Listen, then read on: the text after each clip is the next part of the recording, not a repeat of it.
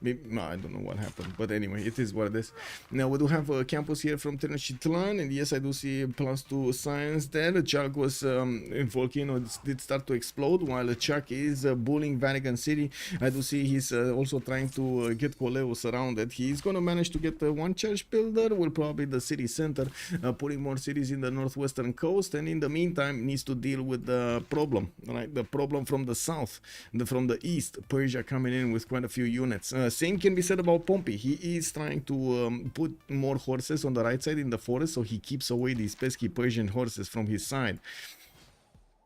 I do also notice Floppy has started to move on France here towards the west side, trying to deal the damage against Pompi and force him to stop simming.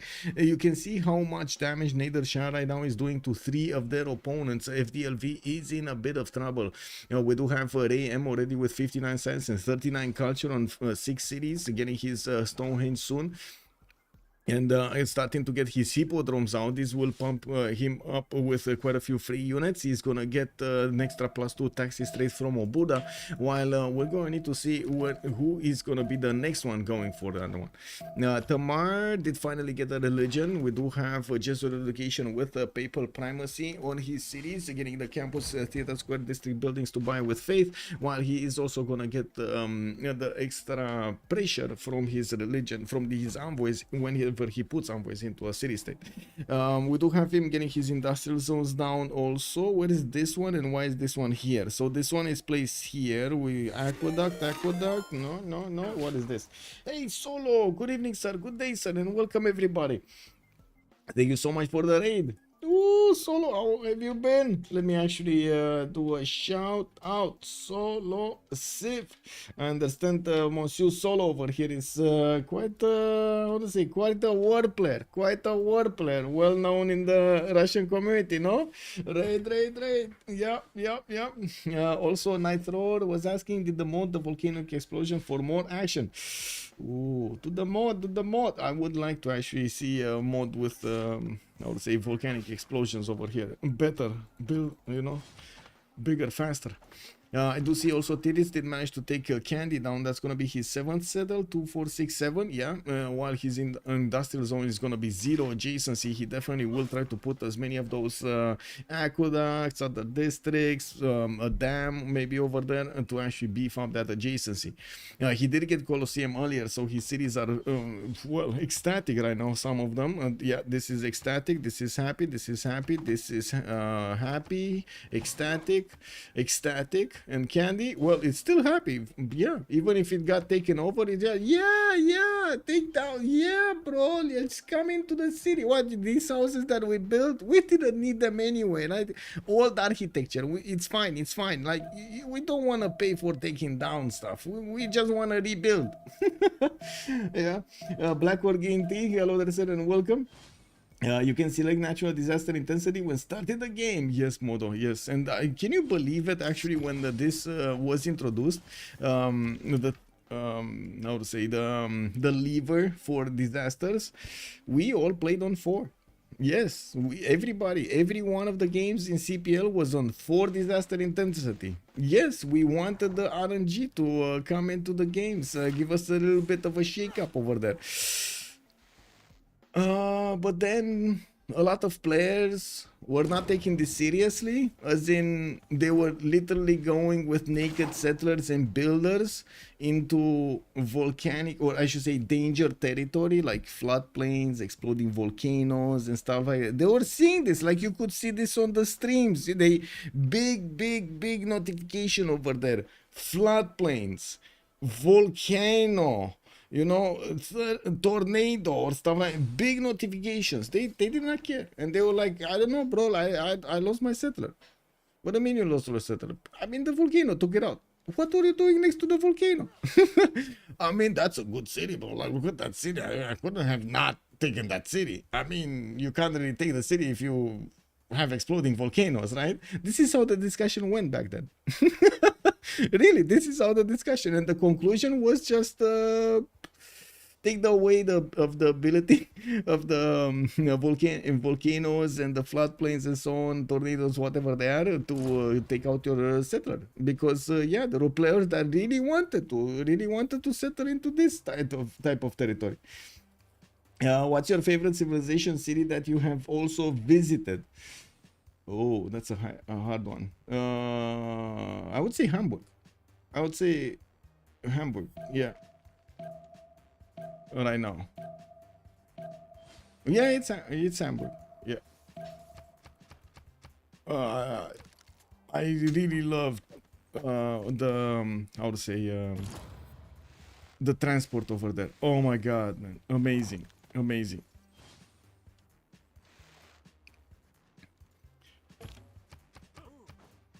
And the port, woo, incredible. Did you guys see the port in Hamburg? It's incredible. It's a must see. Like if you have the opportunity at some point to go to Hamburg, just take one of those rides in the port. It's incredible.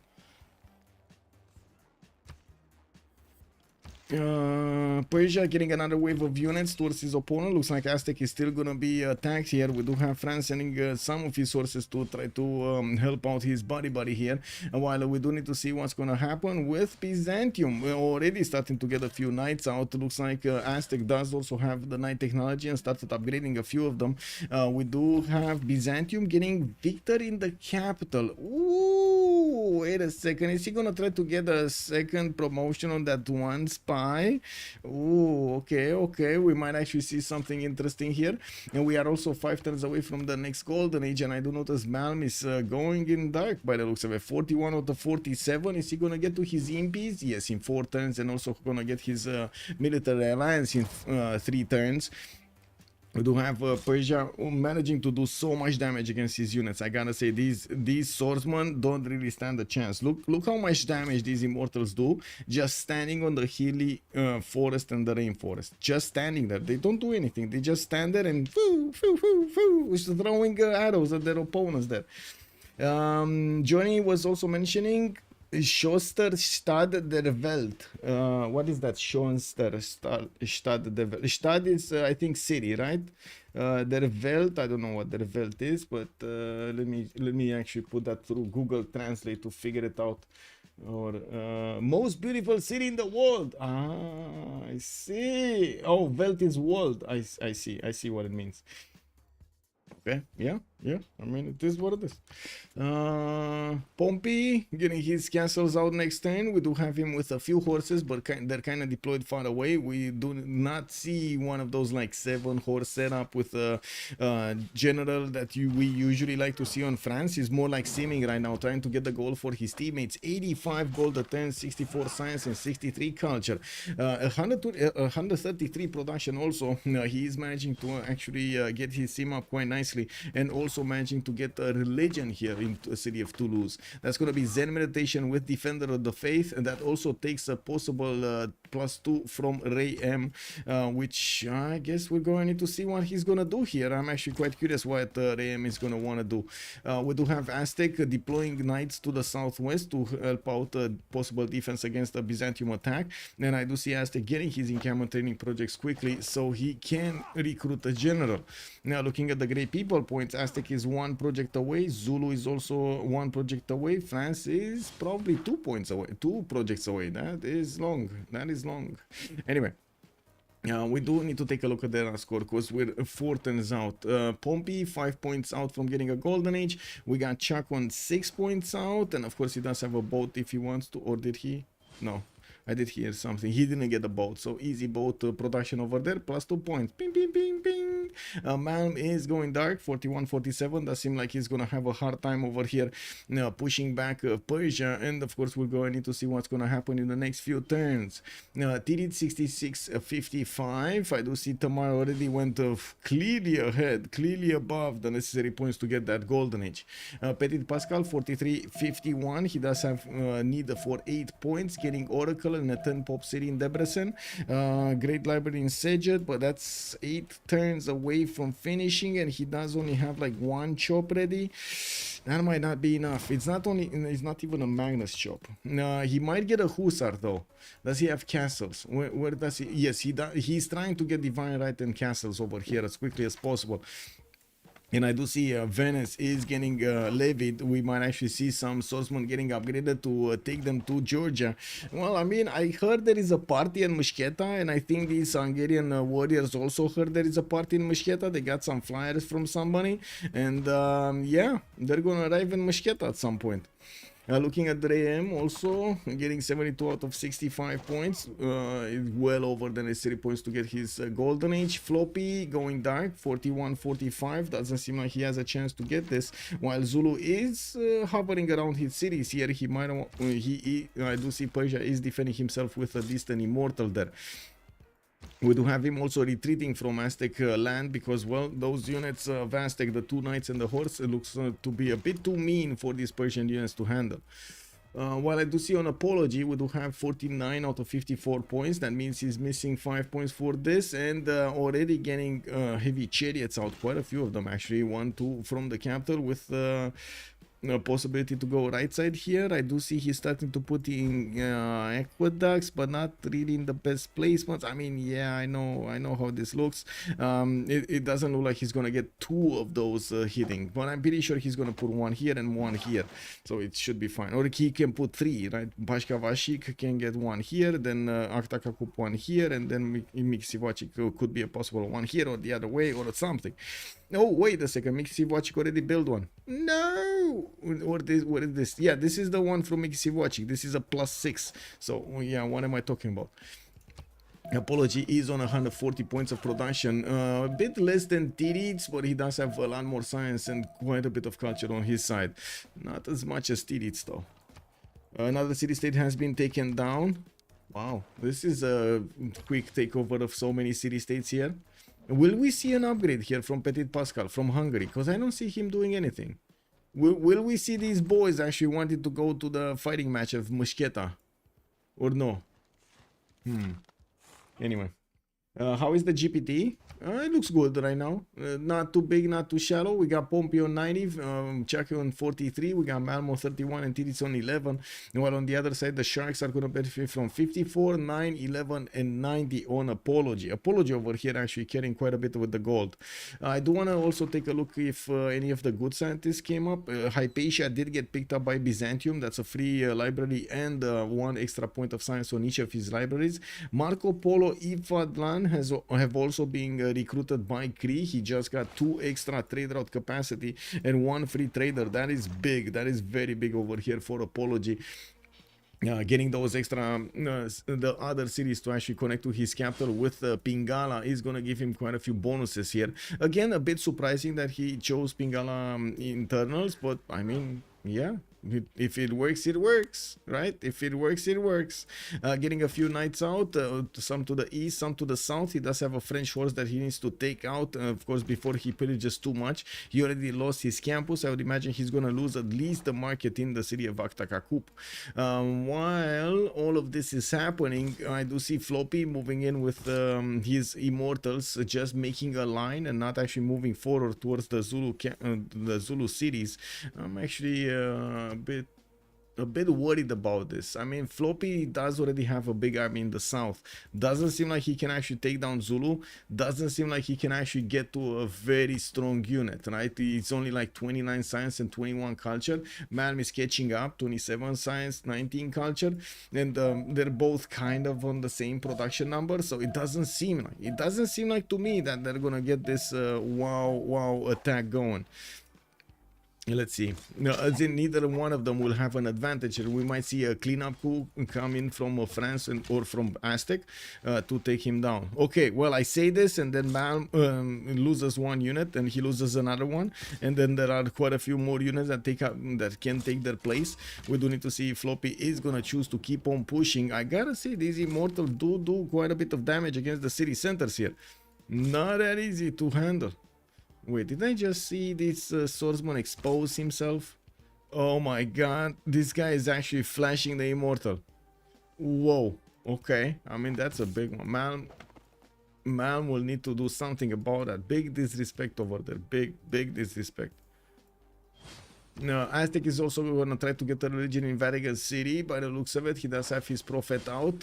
We did have Hungary establish choral music with tithe as Protestantism, and of course we do need to see if Raym is going to manage to convert that city center in the north. That is his opponent city, Aztec city. No, but I mean, you know, that doesn't stop him from getting the taxes straight. He just needs to convert it to his own. FDLV could have generated tons of more money had Candy that settled one city north. Yeah. Candy. Give me a second. Candy. One settled north. This one. Oh. So he could. So they could have actually traded on the coast. I mean, he could get a harbor out. And it still works. If the harbor is 2 tiles out, if I remember correctly, it still works. The chat, can you confirm or deny this?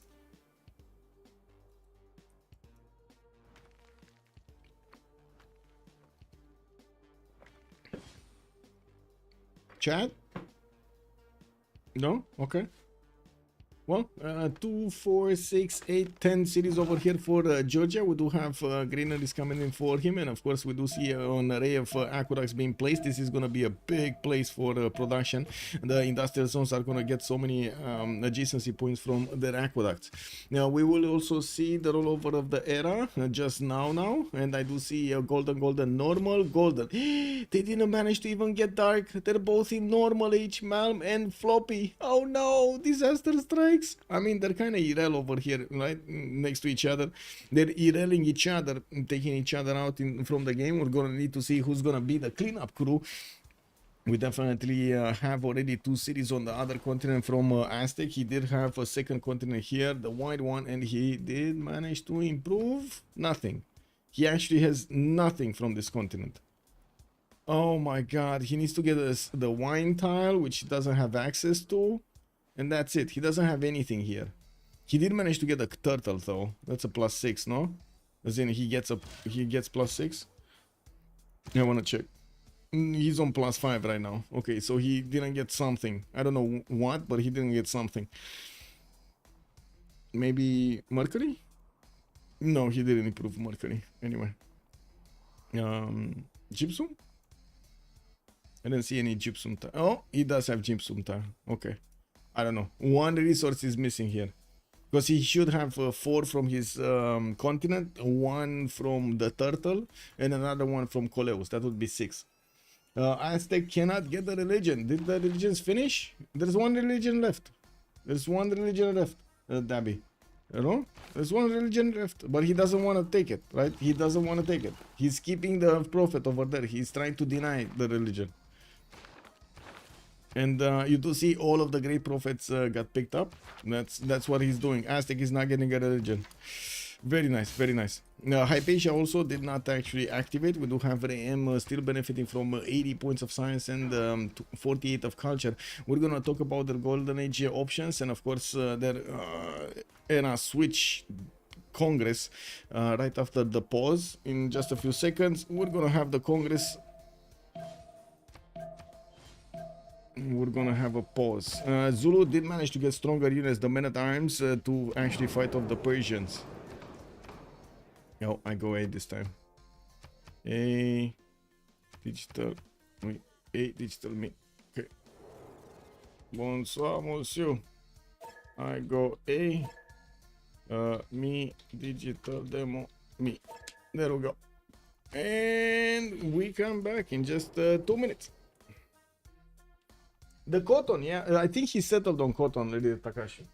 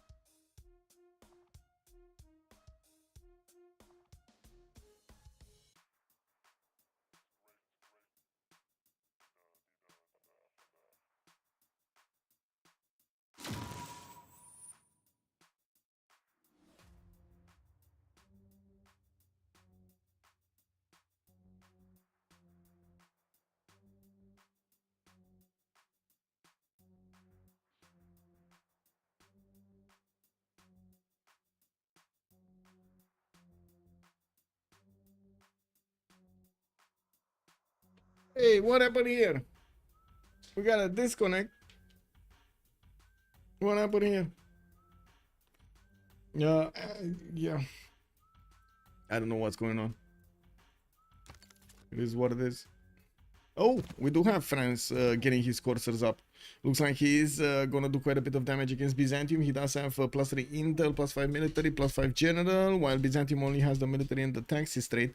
He is getting knights, which are gonna be strong units, basically the same as the coursers, or about the same as the coursers. And GMC going up in 4 in that soon-to-be 10 pop city in Constantinople. He's also getting quite a few more settlers. No, one more settler out. This is very tight land for them to actually get going. But anyway, he's gonna have a border with Georgia on the west side. He might not like that, but you know, what can he do? What can he do? He needs to settle the cities here somehow.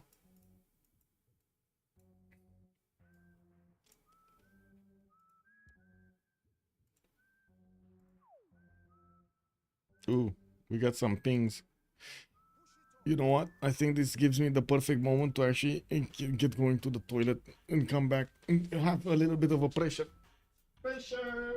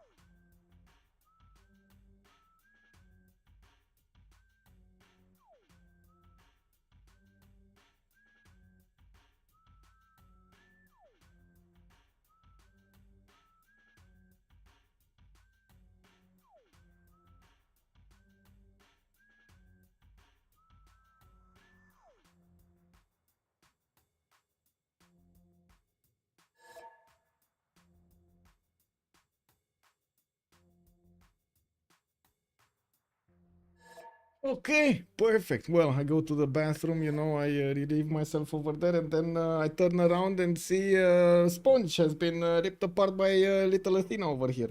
And yeah, what can I say? Name and shame? Name and shame, Athena? Yes. Simba! Yes. Simba. Oh my god. Very violent right now. Very violent. Come on. Settle down. No? Okay. You go, girl. You go. My god, she's gonna destroy another sponge by the time we finish this game. It is what it is. As if cats can feel shame, right? No shame. Anyway, let's see what happened in the the Congress session is still in session. They didn't finish it. We got a campus array of districts here coming around from France. I do notice Aztec did put even in Lihang here to the southwest with a general. Definitely doesn't seem like Byzantium is gonna pass through that. A bit too much strength on those units. While I do notice Georgia did manage to ramp up his face generation over here. He's on 124 compared to Raym's 88. He definitely feels stronger right now. We do have him benefiting from quite a bit of extra faith from those Titiits, and I gotta say, I'm still surprised we didn't see Ptitpascal invest something into these units to go and do something against Georgia here. He's just keeping them in the borders of Venice, not actually moving them anywhere. Ptitpascal is gonna settle more cities. By the looks of it, 2 more are in the build queues, with another one moving on the western side. He does have some of his black armies upgraded in the former city of Brunei, which of course he could move towards Venice here. Glade Library in Sejet, and also Foreign Ministry coming up in 3. Okay, maybe that's what he's waiting. Maybe he's waiting for Foreign Ministry extra damage there. Let's see east side. One single Malmian man-at-arms over here that can do significant damage. These immortals with the range shot are not going to take out that much strength from that immortal compared to what they were doing against the swordsman. And of course, Malm is trying to keep as much as possible his gold in check before, so he gets his mercenaries here. We would need to see also if France is going to start to build up a bigger army or try to go for some calves. Definitely with his science advantage, he might get there much faster than Floppy is going to get a defensive unit. Catherine de Medici did go for a pen, brush, and voice golden age. I do see him benefiting from a 92 science and 80 culture with a wave of more campuses, soon to put him over 100 science, 161 points of production also on him. Chuck 83 science with 70 culture. He does have 2, 4, 6, 7 cities with an army of archers coming around from his city centers, and of course more chops. No, not that many chops, not that many chops. And I gotta say, look at the look at how the land looks compared to the novice game. You remember like a few days ago, I really want to point this out because it's quite important. Do you see there's no more chops available? 1055, they chopped everything they could in their territory. There's like one chop, 2 chops, that's it. Two chops, that's it. Oh, maybe 3, 4 over here, but he's getting a builder, and I'm pretty sure he's gonna chop everything. The same here. Look at this. Every tile that he has in his borders, he chopped, except this. Kick. Yeah, except this. That's it. Here, we still have chops, and he's working on it. Floppy does have an army of builders working on it. Look at Hungary. Everything improved already. Everything improved, chopped and improved. Everything improved. Oh, there we go, there we go. Ptitpascal starts to move. We do have him upgrading his men at arms and starting to move them towards the Georgian borders. Now in the diplo screen, we do have Tamar getting the not growing via culture penalty. Now we do have also Theocracy losing a wildcard policy slot, and Tamar Titiits will gain the 2 diplo. They are asking for a relobby over here. Chuck is saying relobby, Apology is saying what turn, and then Chuck is saying next. Oh my god, get her. Woo. Yeah, this is what it is.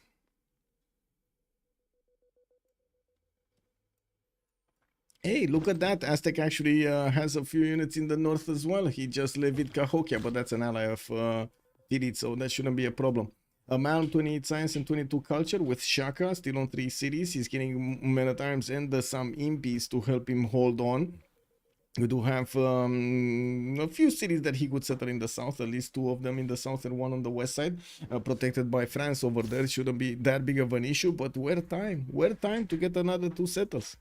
Now we do have also Titiits 73 science with 85 culture on Tamar. He went for a monumentality golden age, and he has so many cities right now building up for a ministry and needs to defend it against his opponent in the south.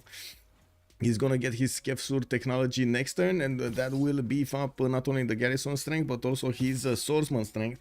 We're gonna need to see if he does manage to get enough units in a good enough time, or maybe just the setup that he has right now with the 2 encampments and the capital will be enough to counter shoot against these Hungarian troops. I would imagine he does need crossbow strength, because these archers just don't do much, and if these archers don't do much, neither will the walls do much, because they're archer strength, right? Ptitpascal, I do see him on 88 science with 59 culture, 2, 4, 6, 7 cities, soon to be 8.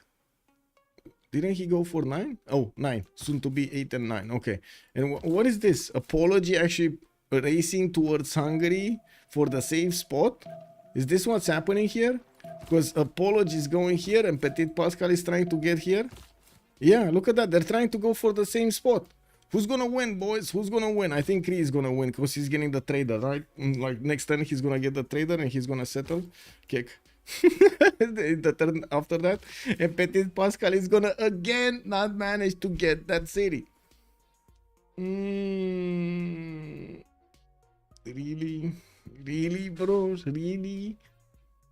That seems like quite a massive miscommunication over here between the members of the Sharks. One of them had their fin out, but the other one didn't see it because the fin was on the other side, and they went into some turbulent waters. Well, we're gonna need to see when the bank of fishes are gonna actually start swimming again, because these settlers ain't going nowhere. Yeah, also heal versus no heal. Yeah, true. He could move 2 over here and then another turn for that one, and that's it. Let's see, Raym, 97 science, 59 culture. We do have Theodora choosing to go for drums of war, and I do see he's getting breached. Woo! We got France over here doing quite a bit of damage to that encampment of Theodora, while Byzantium still needs 2 turns to get his GMC up. We do have also Chuck pushing in through the north with his Nihangs and with his knights. What are we gonna see, a city attack? No, this is pillage. This is pillage. We do definitely see Aztec over here wanting to reap the benefits of that volcano, and he will try to get away with all of the mine tiles. Whoa, whoa, whoa, that's some quick disconnects over here. Yeah, we need a relobby for the these things, unfortunately. Yeah, big relobby. It's fine. Hello, Project Cisco. Good evening, sir. Hey Cisco, I was wondering, after this game, I don't know exactly when it's gonna finish, but after this game, you wanna keep on going on that save? I was thinking of keeping the stream up to try out, to keep on going, expanding the base. I mean, just putting the initial building blocks of the base, because we have so much until we actually get a base there. There's so much to do, man, so much to do. Okay, clicking buttons, open Steam, there we go. Laxambi also, hello there, sir. When I play with my friend, I always do this and pretend to did not see his settler. Ah! Oh my god, man. Oh my god. And wait a second. So your friend actually doesn't say anything? He's just like, yeah, bro, take that city, no problem. Oh, you didn't see it? Yeah, I mean, you can make better use of it than me. Oh man, that just sounds like, even when I say it, it just sounds terrible, man. I gotta say, I've been in quite a few teamers when this happened, and there was a moment. There was a moment that we were playing. Who is it? I was playing with Red Phoenix and with another 2 guys on my team. One of them was extremely new, but he kind of knew some stuff. Like, he kind of knew about the setup, Government Plaza, districts, commercials. Back then it was the commercials that were very important for inquiry openers and stuff like that. And we didn't really do pen brush and voice back then that much. Man, I was Germany and I had to get my setup, my hexagon going, right? And that required placement of cities in a certain position so it would get the best effect. He took one of my spots, like 6 tiles out from my capital. And I was like, why would you do that? I told you, I even pinned the map. Why would you do that, man? The new guy did this, you know, like, why would you do that? Look, it takes me this, I need to do this. Yeah, but I need to be strong also.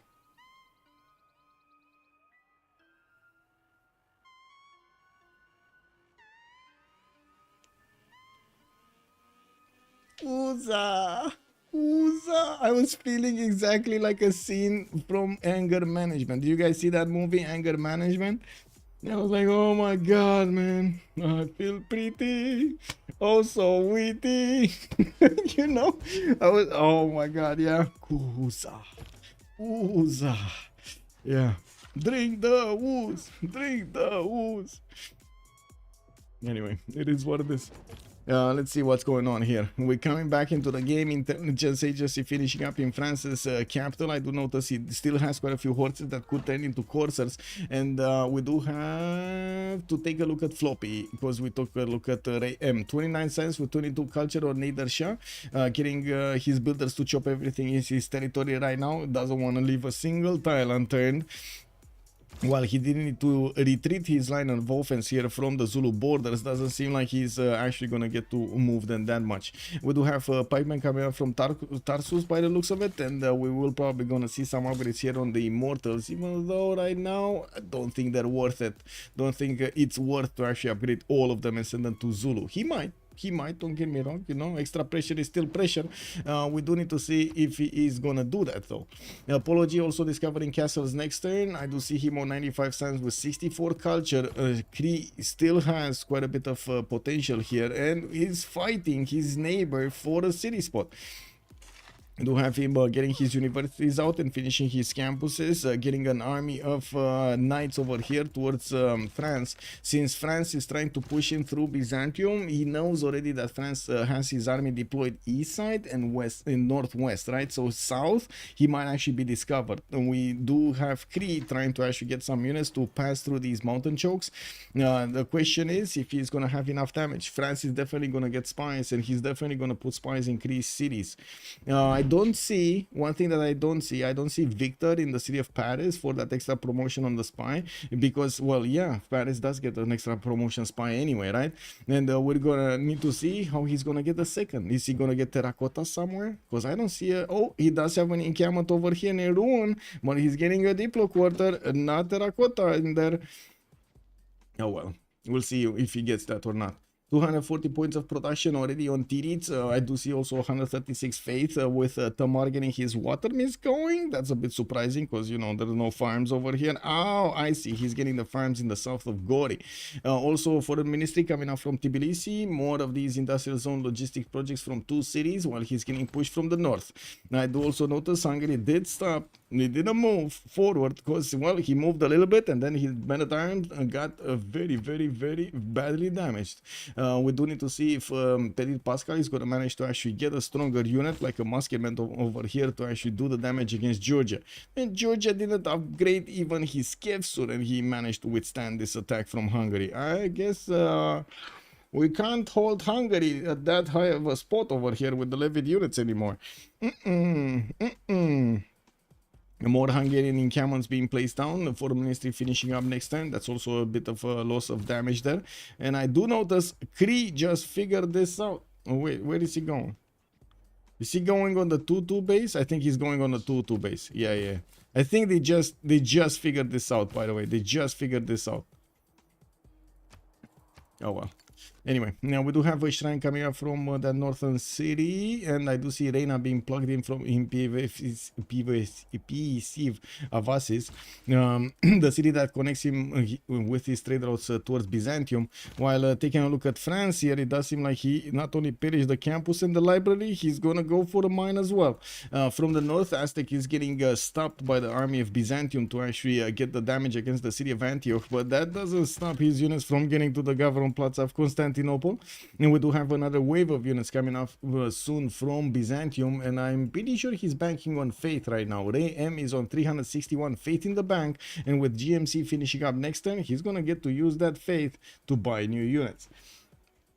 You take my settle kick, W, man. Can you imagine? We do have Chuck also calling out it's an infinite turn, and of course, yeah, there we go. They have finished this.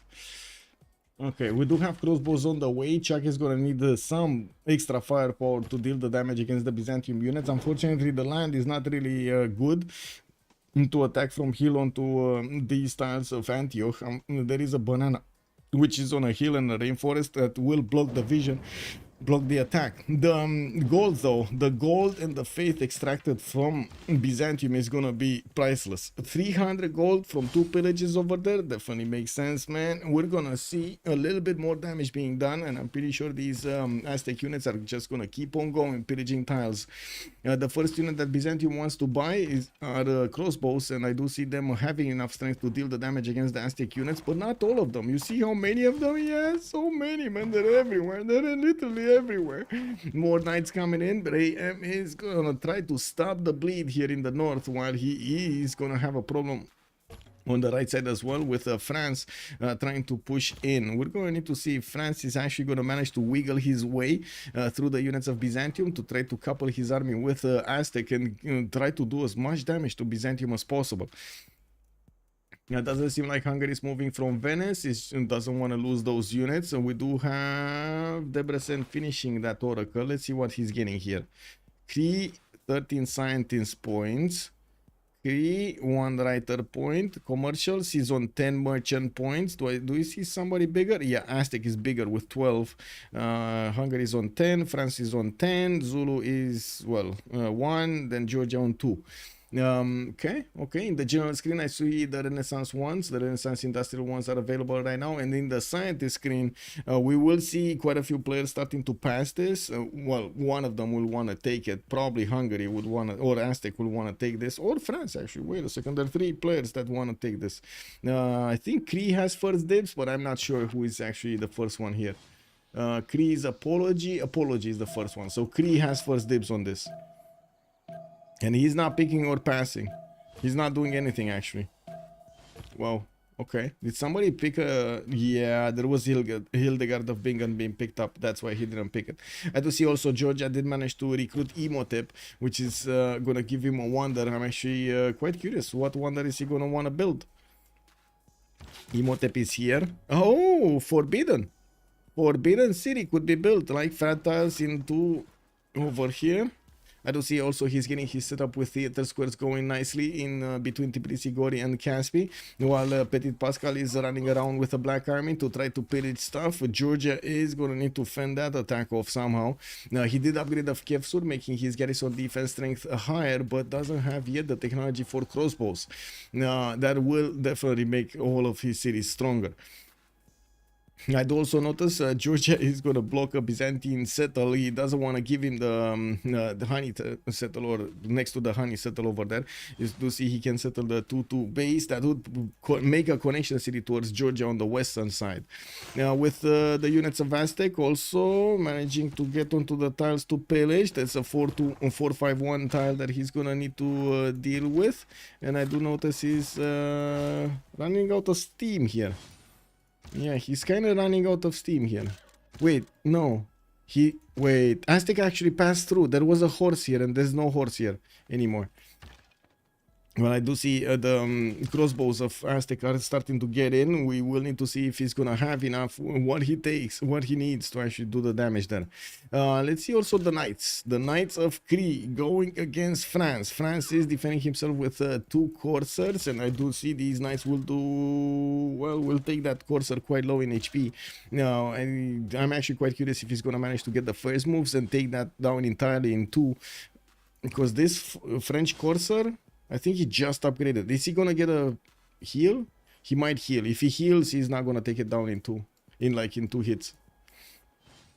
Anyway, he is still Irel war here in Zulu's territory, still Irel war in Persia's territory. They're just getting more and more units. Foreign Ministry also coming out from Mashhad in 11 turns. Oh my god, man, you need to re-improve those hills. What are you doing? And yes, Peridesas do give you culture, do give you gold, but they don't give you production. And that is a big whack whack. Yeah, there is a level 1 spy already in Edessa. Now, we still don't have Terracotta Army being established by anybody, and by the looks of it, Byzantium is withstanding the attacks with his knights. We do have Byzantium also managing to do significant damage against the weaker units of Aztec, the horses, and he is taking them down, spreading his religion all around here, and of course meeting these Nihangs on the battlefield. That's gonna be a strong unit, not strong enough to handle the knights though. And wait a second, did I just see France breach go across the river over here? Whoa, he went onto the wine tile. Yeah, well, that means it's a problem, right? Pompi can keep on going. He could also take down this knight in the encampment. That's not really gonna give him anything.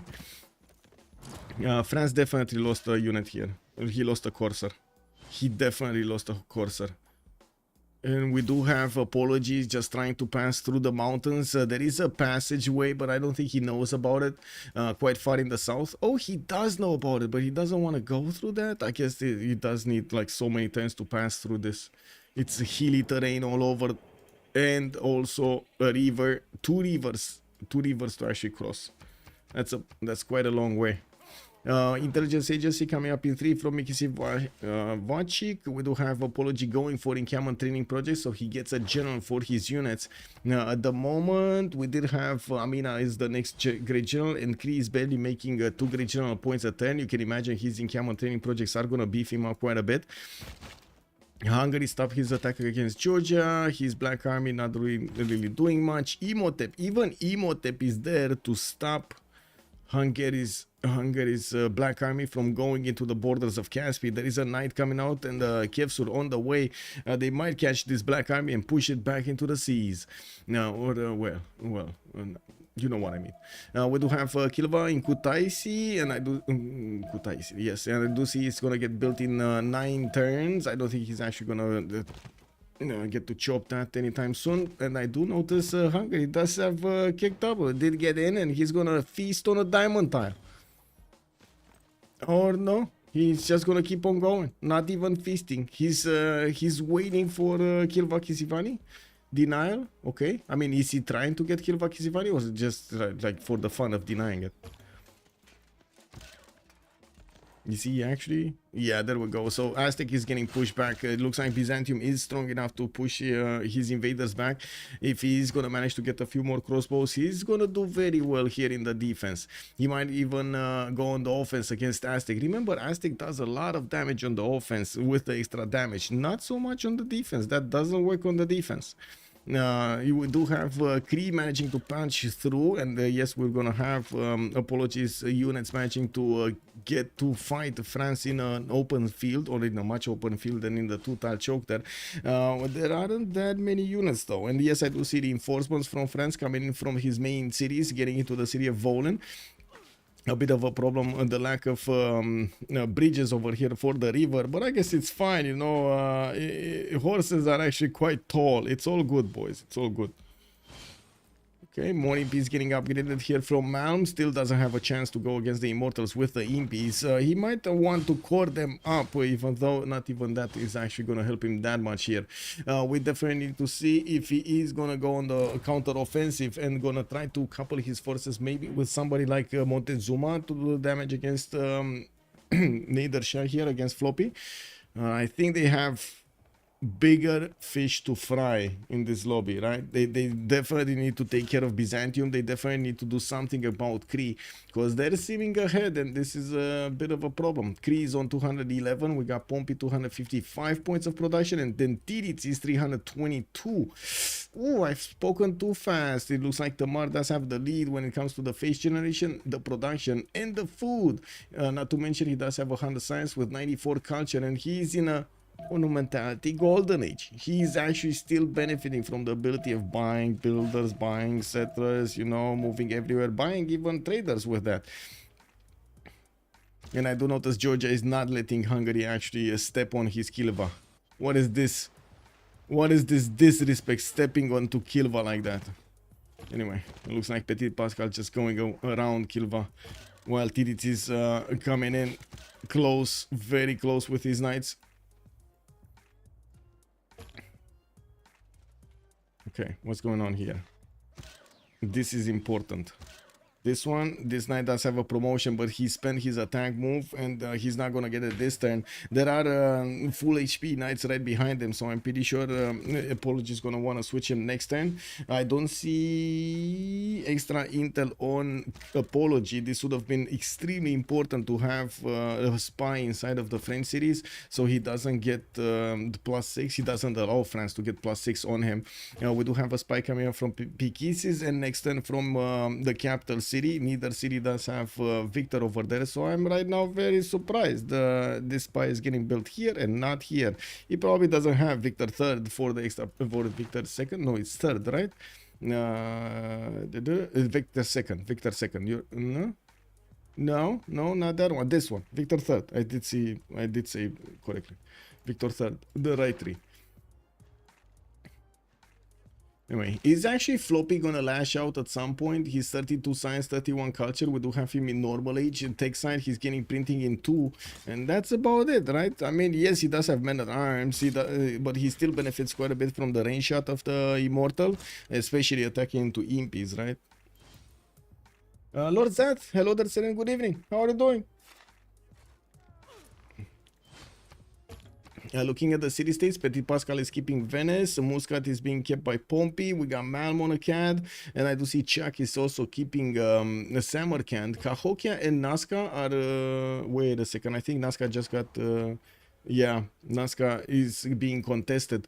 Titiits and Raym do have both 9 points in there, while Cahokia is Titiits is for sure. Well, we do need to see if Ptitpascal is going to manage to get something else. He only has Venice right now, and it's, yeah, I mean, just got the 11. He just got the 11.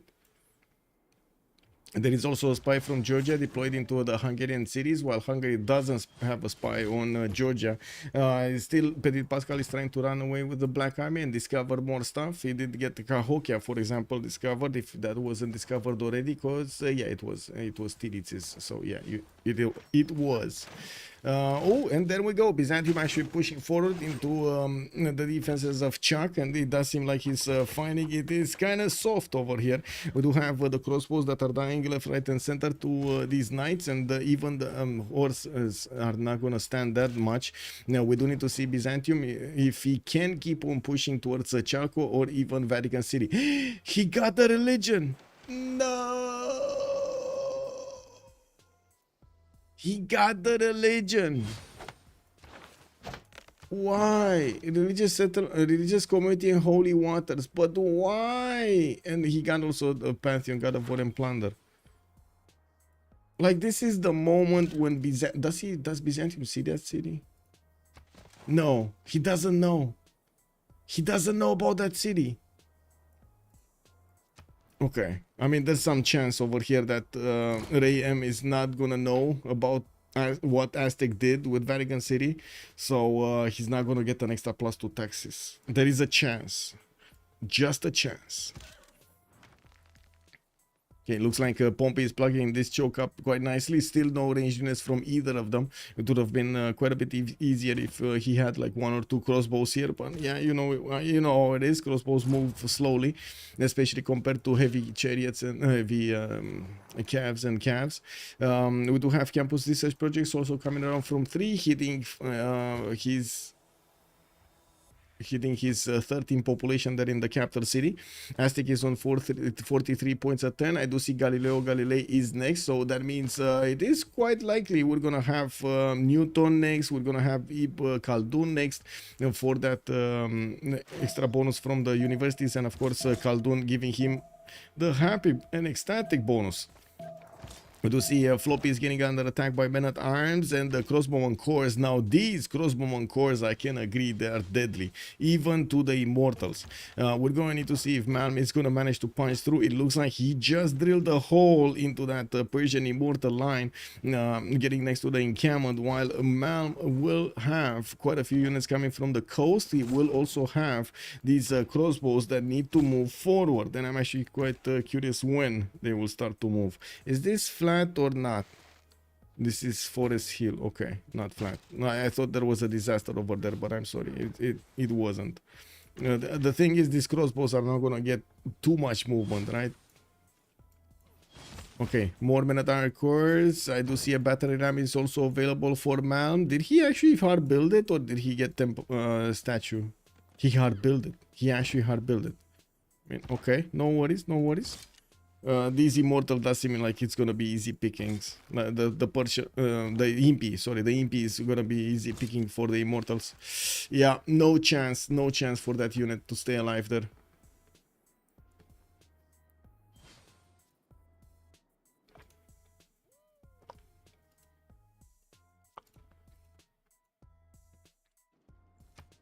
Okay, well, Foreign Ministry finishing up next turn for Floppy. Interesting that he didn't go for the intelligence agency. Maybe they will try to force some diplo here, even though it first one that got it, or somebody else. I think Titiits.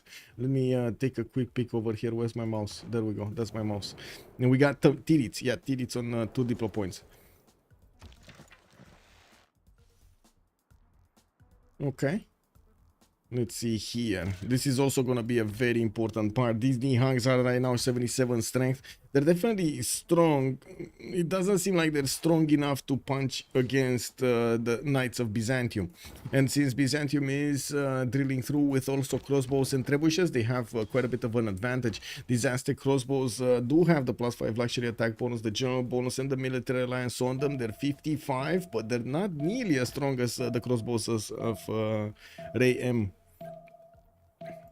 or at least I like to think that way. Kick.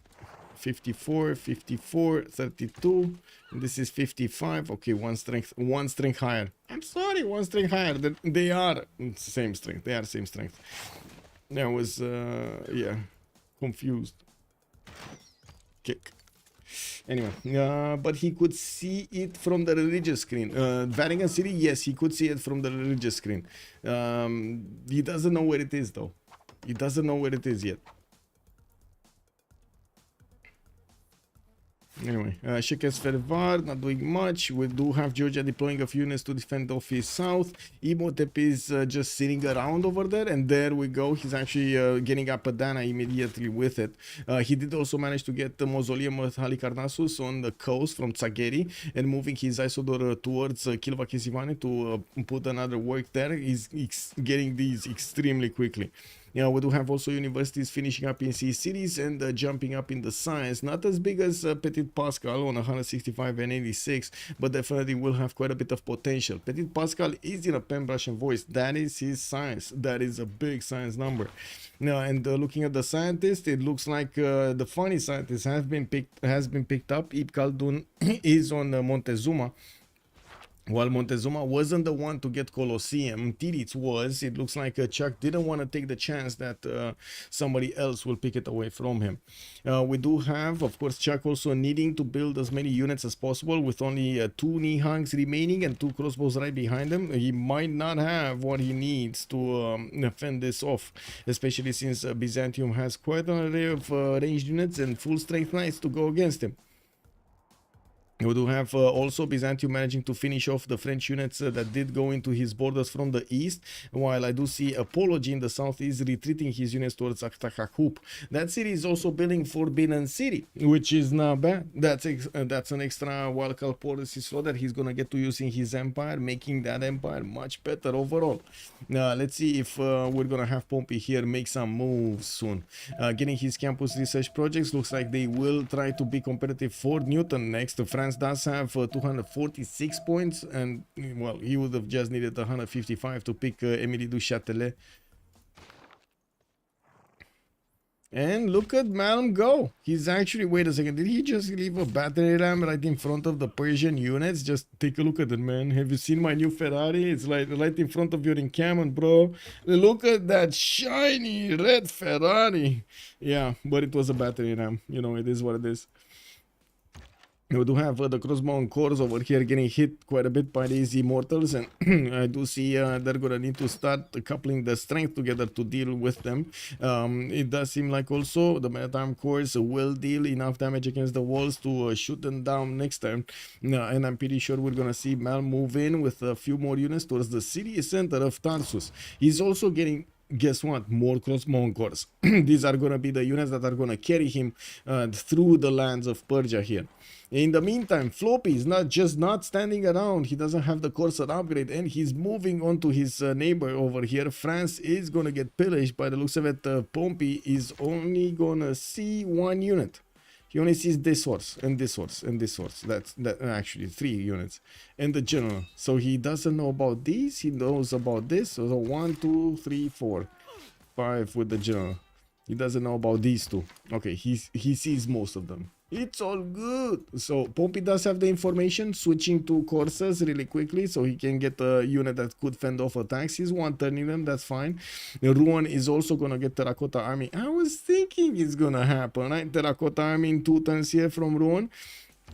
While Newton has been picked up. There we go. He just got Newton. The 2 science on each of his universities, a free library, a free university in the campus of his choosing. That's perfect. That's just perfect.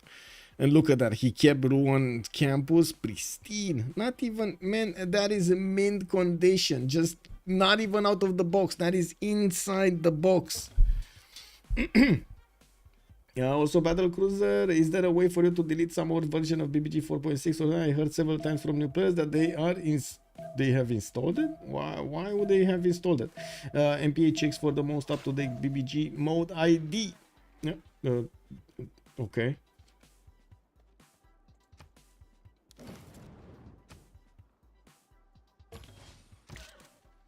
Okay, so it does seem like Raym will get the opportunity to take out another one of these Nihangs, but it looks like he was a bit too slow on the buttons. He will probably deal the damage against the crossbow next, and of course he's bringing his own crossbow to the table. We do have also Raym about to find the Vatican City, and when he is gonna find this, he's gonna know that is where the religion has been established. We got him also with cities in the north, getting the cliffs of Dover, and well, Georgia is not moving anything here, just keeping a few units in between the mountains to keep the chokes entangled, and that's it. France just got a level 2 spy in the cities of Byzantium.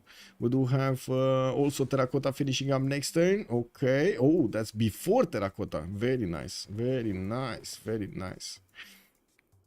And let's see, Incammon down, that was easy to predict. Let's actually see if the crossbows are gonna manage to shoot. Yeah, look at the crossbow attack, man. One crossbow attack, one imp core, bam, goes down the immortal. And of course, these mana times are also significantly strong. We're gonna need to see them go around, somehow delete these units.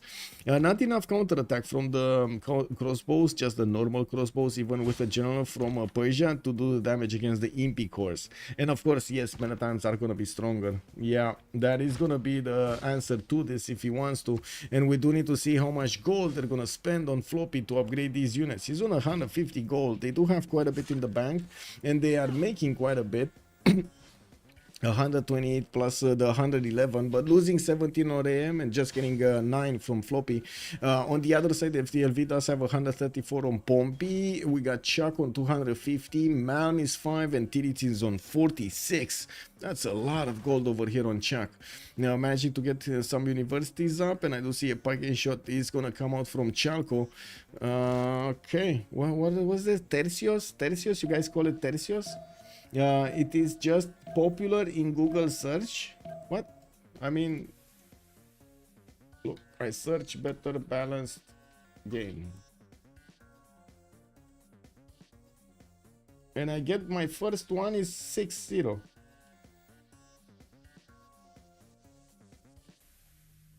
I don't know what to say. The first is BB. The first is BBG 6-0. Battle cruiser. Look. You see? First choice. It's not even. I mean, nobody's gonna promote this, right? Like with money. I mean, it's 483, but it's like the third one. Anyway. Okay, so Byzantium is trying to get in there. Tercios is moving towards the north by the looks of it to plug that choke, and I do see Byzantium is the moment not actually stepping into the borders of Vatican across that river. You know, we do need to see also how quickly Byzantium can get to a stronger unit like a Cuirassier and the field cannons. He's on metal casting next turn, where I do see Chuck about to discover his ballistics in 3. If he didn't already. Let's see, upgrades. No, that's just a night upgrade. Okay. Ptitpascal going for the top 3, going for a buttress 1 turn. Looks like he's gonna want to go for industrialization here. He will also need, well, actually, I'm quite curious if he's gonna go for a golden age here. He's on 79 out of 90, needs 11 more points, and by the looks of it, well, he can't go dark anymore. Titiits did get many more points than the golden age he needed. He's on 135 out of 114. Finish Kilva with Isodor, and still has charges on both Isodor Imhotep, and well, I get Bisheng right there. Getting a wave of encampment training projects, finishing his universities and new campuses. While he started building a few coursers, he just put down Forbidden City, but I don't think he's gonna finish it. Forbidden City is here, right? 4 turns to finish. He might finish it. He might finish it with 2 engineers. He might actually finish it much faster than Cree is gonna get it. That is big. That is quite big. Also, there are some old versions on version from old BBG devs. It's out of our hands. Yes. I mean, Ooh, French Cavs coming into party. We do have France with an ability to go against Cree here, and by the looks of it, he's going to have strong units to deal with him. We do have Cree on 153 science, but the question is, where did Cree go on the tech tree? We do have him bottom tree. Okay, he's going for his own Cavs in 2 turns. Doesn't want to go industrialization first. Makes sense, right? He's not an FFR. Yeah, we do have also France over here getting his units to deal with the Persian attack. Of course, the pillaging attack of Floppy. While Floppy is slowly losing all of his units to Malm. Malm pushing through. It looks like Persia is in trouble. And the question is, how are they going to try to get this back? Hungary still will have the borders with Georgia, but a very hard time to go against Georgia. We do have Pompi also with enough science and culture to keep on going and probably not only defend against Byzantium, but also manage to push Cree over here in the south. Now, while I do notice in the north, Aztec will have a bit of a problem. He is getting his line infantry going. And with some of these piking shots, he will need the field cannons to deal with the Byzantine army. And I do have to say, Byzantium also needs to get stronger units here. I think he's just sending them to their death into the choke point of Chalco. The hot gates. This is actually an actual hot gates. Yeah, this is an actual hot gates, right? A volcano next to a choke. If that's not a hot gate, I don't know what is. I don't know what is. What would be something else as a hot gate? Hot. Choco hot gate? Yeah. Glad to help battle cruiser. Choco hot gate. Anyway, man, here level 2 crossbows ready at the ready with 72 strength on attack. We do have him also with some faster night corps to try to move around if he does manage to get them into the line of archers. Ooh, none of these are actually gonna stay alive there. With only metal times coming out from Floppy's borders, you can imagine this is an issue if he's also gonna get attacked by France. France does have a lot of damage against him with his courses. +3 intel, could deploy a spy level 2-1 and nothing he can do about it. Now we do have also France managing to two-shot the Knights of Byzantium. I don't think, wait, does Raym see the damage? Is he actually not seeing the +9 on France? Woo! Wait, excuse me, it's +12 on France because he does have Defender of the Faith as well. These Cavs are 84 defense strength. The Knights are just 65. It's not even a fair fight. But anyway, in the north he's actually managing to punch through, and I do want to see if he did manage to get Crusade. He did. Byzantium does have Crusade. He does need to get into the actual borders of his opponent to activate that Crusade, you know. Man, so much head kick.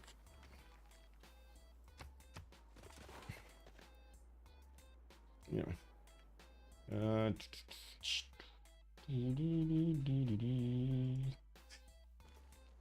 No. Oh. What did I do? Okay, that got it. And chat's in order. Ooh, man, I get distracted. I click on buttons and then my chats are all out of order over here. Okay, new encampment training projects coming out from Byzantium. Looks like they need to get 535 points for a modern general. That's gonna be Dandana, the first one. I do notice John Dark got picked up by Tamar, Gustavus Adolphus by Hungary, so both neighbors did get one. Cree did manage to get Amina, and that means France doesn't have one here. Yeah, France doesn't have one here. What does France have is a lot of intel on his opponent's movements, and it looks like Cree is on the receiving end of this.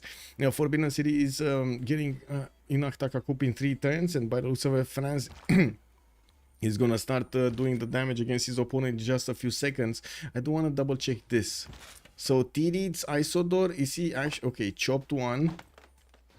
Okay, he activated Imhotep. Let's see Isodor. Isodor only has 1 charge. He only has 1 charge. And there's a 2 turn difference, right? Between them, or this is 3? 3, okay, 3 turn difference. 3 turn difference between them. Oh, I don't think he's gonna get it. Is he gonna get it, chat? Oh, Georgia is in Monumentality, so he gets another chop if he wants to. Okay, that might be enough. What do you think, chat? Is he gonna get Forbidden? Is he gonna get Forbidden? 5 turns, 2 turns. 5 turns, 2 turns. And I do notice France just lost the tempo here. Cree did upgrade at least a few calves. He did lose a knight in the meantime. And of course, we do need to see if Pompi is gonna get to bonk or upgrade. One of the two. He can definitely attack that calf and slow it down. Take it down. Okay, chop. Activate. No, no, he's not activated. This one doesn't have enough movement, even with monumentality, to go for the 1-3 forest. I do want to point that out. Yeah, there's no way he can actually get another chop in next turn. So this engineer, I think he might activate next turn, right? It's only 107 points of production. And how much is Forbidden City in production? For Abedan City, 920. So that's 460. He doesn't have enough. It was 8 turns, right? 8 or 9 turns.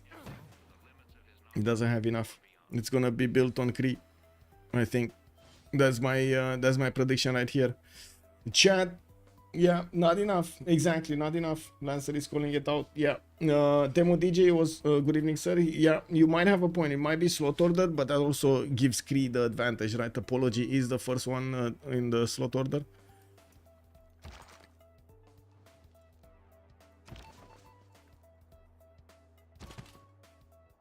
Aztec now benefits from cuirassier corps in the north and some of these line infantry strong enough to push Byzantium. And I do notice the moment Byzantium is trying to get around Vega city, just put that city under siege and of course discover the holy site, the holy site of Aztec where he established his religion.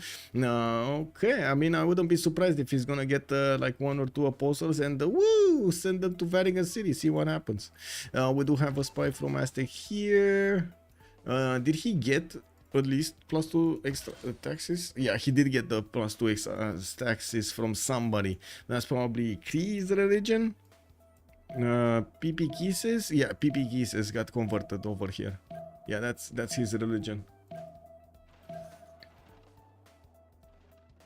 More aqueducts being built in Mikisivochik. More aqueducts. 1 being built there. And let's see. Forbidden City.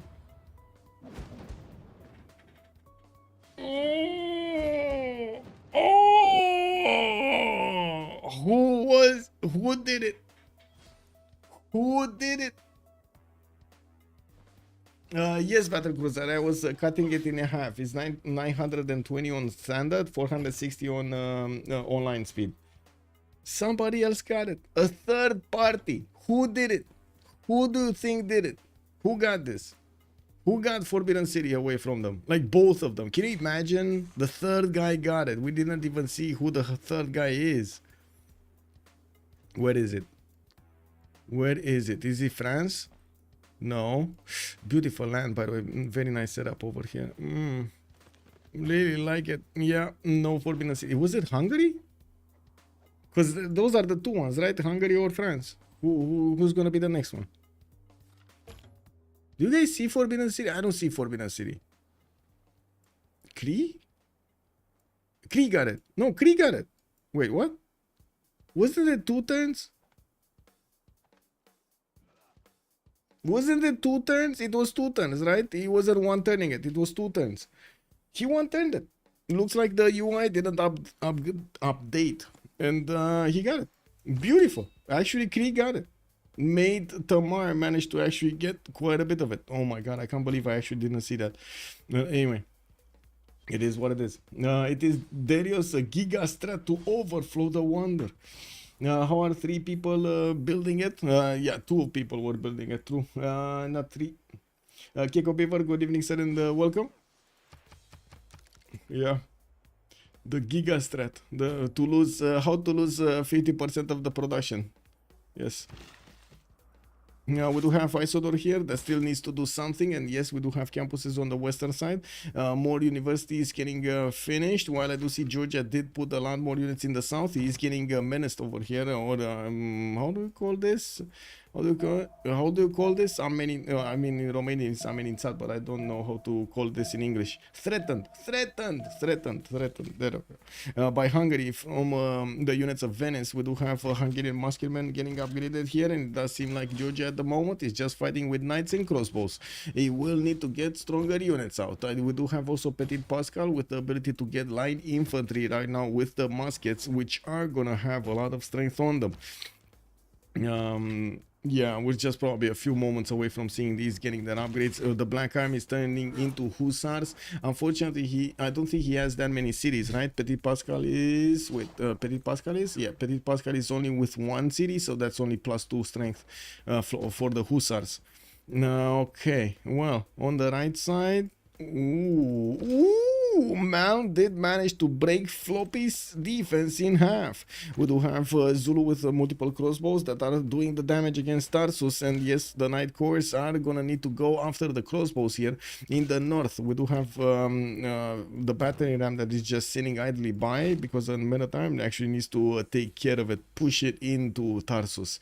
While I do notice France did get his units on the former city of Aztec here in the lands of the former city. They just got hit by a flood, and I don't see them that excited to actually go and fight the Sparta units.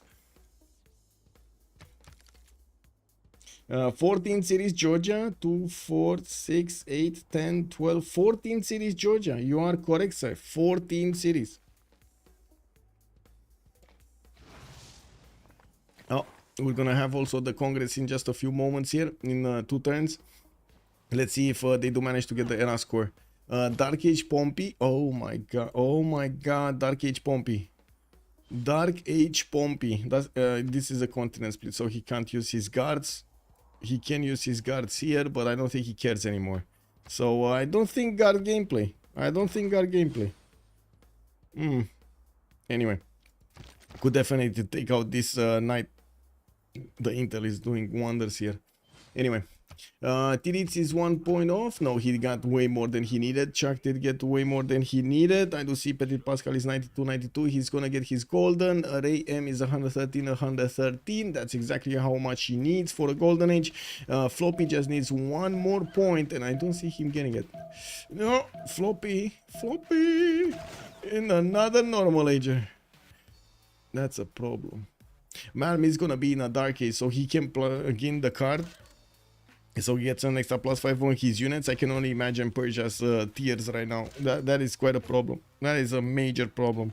Okay, so battery ram will probably move to give this Meta-Time core the ability to take down the wall strength. And of course, the crossbows will need to help finish off the units around that city center to safely take it down.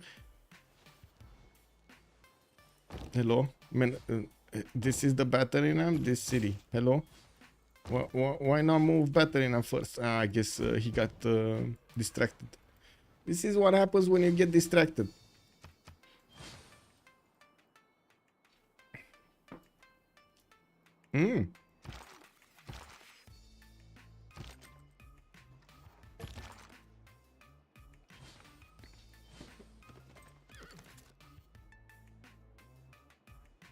Okay, Samurgan is being taken out by Cree. That will be quite a goal generator for his opponents. And taking a look at the city states here, Samurgan is Titiits, so that's Tamar city. We do have also Georgia managing to upgrade his camps. We do have hussars also over here from Hungary side. Neither of them can actually push into each other. And in the yields tab, I do see Titiits basically mirroring Ptitpascal in the science, but definitely has double the amount of culture. So nationalism, mobilization, fascism later on is going to be much easier on Titiits. Pompi 220 science, we got Chuck 211 science, while on the other side Raym is 130 with 73, Apology is going to be 176 with 51. That's without Penetration voice anymore, without free inquiry. We do need to see also in the northeast if Byzantium is going to manage to push through. Looks like with Aztec field cannons he shouldn't be able to. We're going to need to see also if Aztec is going to be successfully defending Vatican City after getting that religion in there, actually just exposing himself to danger here.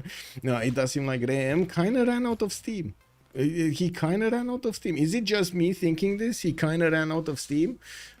he needed to build so many units, he couldn't actually get his defenses up properly, his attack front properly, and now look at him. Yeah, a bit running out of steam here. Chuck more science, Pompi more science, Titiits more science, culture is galore. Doesn't have that much faith. Like, he's on 108, let's be honest. There's just not that much faith. Bridge time. Bridge time? Recruit partisans, whatever. And the industrial and me. Alright, go in, recruit partisans. What was it? Oh, industrial. Industrial. CS, me. Okay. Be right back. Samarkand for Floppy. Exactly, Darsh. Good evening. Be right back, 2 minutes.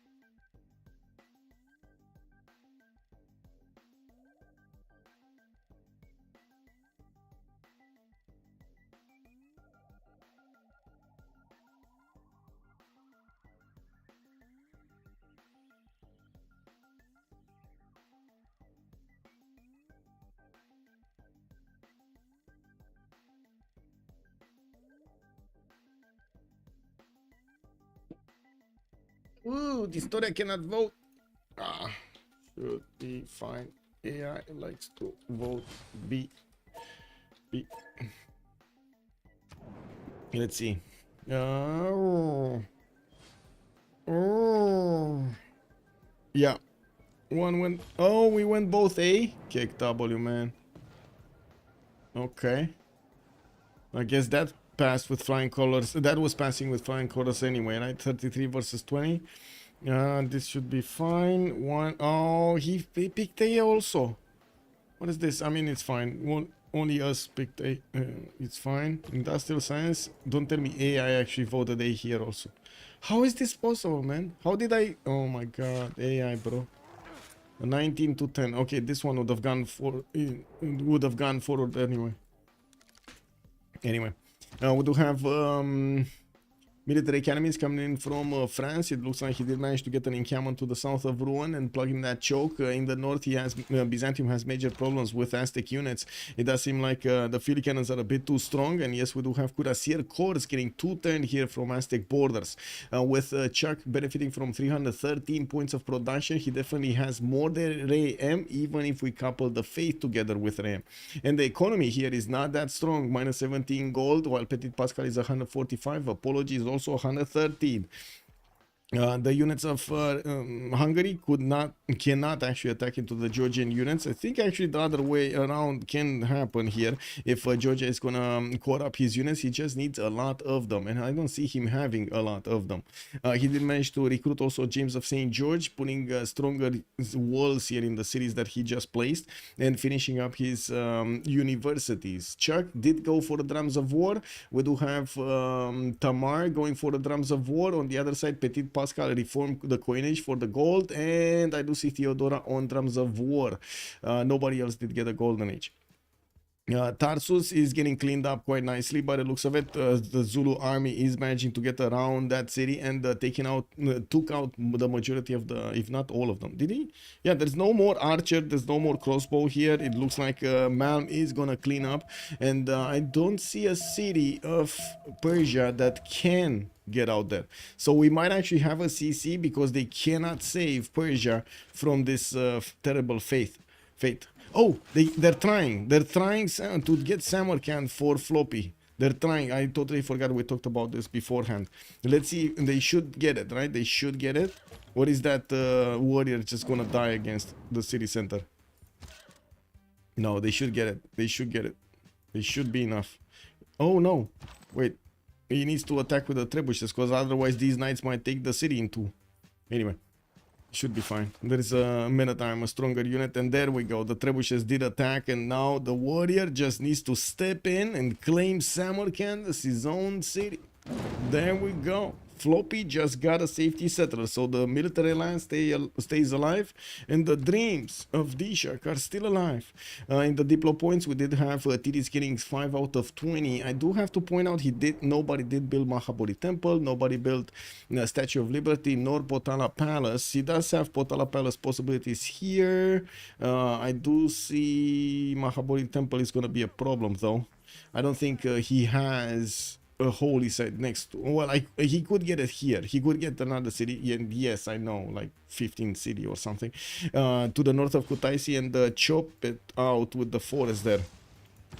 Well, he's getting more culture. I do see Titiits is also 432 points of production versus Ptitpascal's 329. And if we do couple that 196 faith attempt, that would put him more than a 500. And I'm pretty sure Ptitpascal is not going to get that much.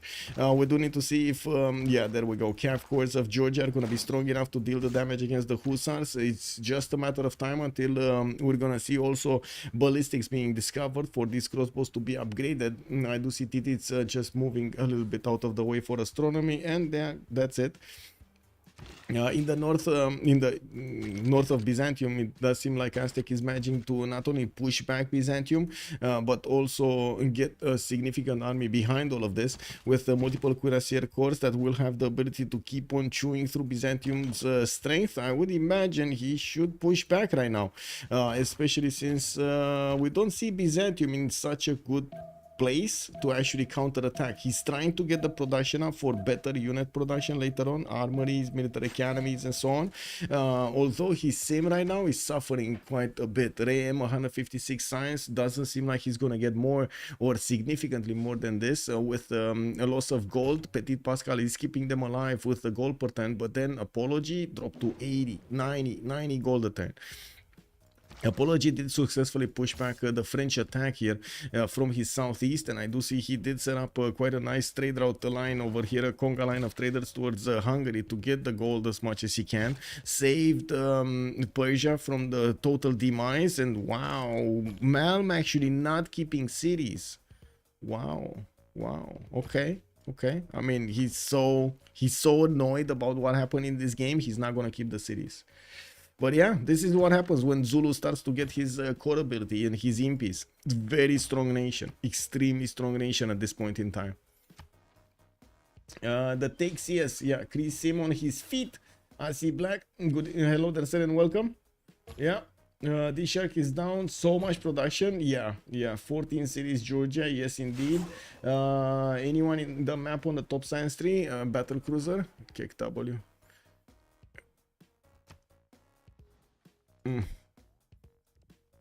Oh, on the top, wow, I was thinking top sciences in top rank or top place. Science, yeah, Apology is scientific theory. Apology, Cree is actually going top science. Top 3 science. And maybe Titiits, I mean, he did discover astronomy, but that could just mean he wants to place Potala somewhere. I wouldn't be surprised if he's gonna try to get the Statue of Liberty in Tsageri and Potala somewhere in between the mountains.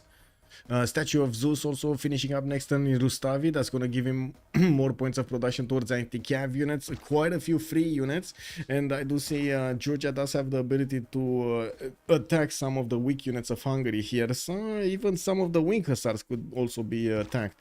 I do see the cav course. These line infantry got a bit more damage from something. I'm not sure where, but they got more damage from something. They're 88 strength right now. The Cav Corps attacks were much stronger earlier than they are right now. But anyway, it is what it is. Oh, that's a levied one and it has a +3, right? This is not levied and it doesn't kick. Wow, that's a lot of difference. What?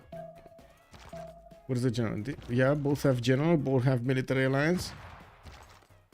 Anyway, we'll see. Maybe this is the but only 4 from the fortified is not enough. Okay, whatever. Yeah. So ballistics coming in, Ptitpascal upgrading his bombards, upgrading his field cannons, and able to do so much damage against the Georgian units. While I do notice the Hungarian bombards are chewing through the defenses of Bihvita. There is a Georgian cav corps inside of that city center trying to block, and I do see a builder is able to chop something. Although, well, he's probably going to need to put a unit in there. The walls have already been finished by James of St. George. On the right side, I do notice Persia is not getting under attack by France at the moment, even if it would actually help with the cleanup. I would imagine Pompi right now actually wants to deploy his army somewhere else, maybe even get a new one to the southwest, maybe try to go into the mountains on the western side. The biggest issue here is Pompi is 233 science, while Apology is 200, and we do have Raym on 170. Pompi does need to figure out a solution to go through these chokes over here to get to both of his neighbors, or maybe, you know, just allow Aztec, feed Aztec to do it.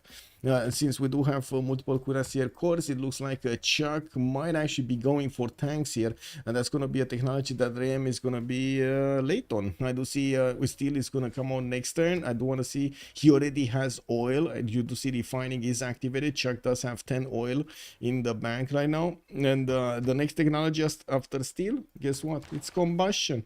Ping pong pam pam. Steel combustion.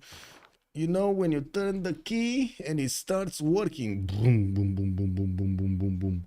Or actually, wait a second, in the back, in the days, it was like you turn the handle. Do you guys remember in the movies when the guys were just turning the handle for the cars? Incredible, man. Incredible. That's a man cake double. Yeah, Chris Simon. Yeah. Well, new settlers coming up from Persia. Okay, sure. Honestly, without more field cannons here, I don't think Georgia is gonna push through this, but you know, it is what it is. Neither Georgia or Hungary will actually get to push through this. What's the damage here? Not much. Not much. Oh, I just realized, guys, if you wanna join the novice tournament in CPL, the weekend is already scheduled for the qualifiers on CPL in the novice section. You just need to go there, tell to Busy Snail or to Flip you wanna join one of the games. There will be at least 3 casted games, one on Friday, one on Saturday, and one on Sunday. We will be casting the one on Sunday, but of course that doesn't stop you from actually registering on the other ones also. So get in. Not to mention, we did also open the Rooster Cup registrations, and we're gonna change a little bit the format. It's gonna be 3 qualifier games, top 3 from each qualifier game go through to the finals, and also the game will not stop until we actually see a victory condition or a unanimous concede vote. There were quite a few feedback points in the last Rooster Cup that we should actually go till the end, which I kind of tend to agree. I thought you know, there is no point in actually keeping the players over there if we already found the answer, and maybe they want to get out. Looks like they want to finish the game. Makes sense. At the same time, I do want to point out the winner of the previous Rooster Cup, which is Trinda, will get an automatic slot in the finals to defend his title. Aha!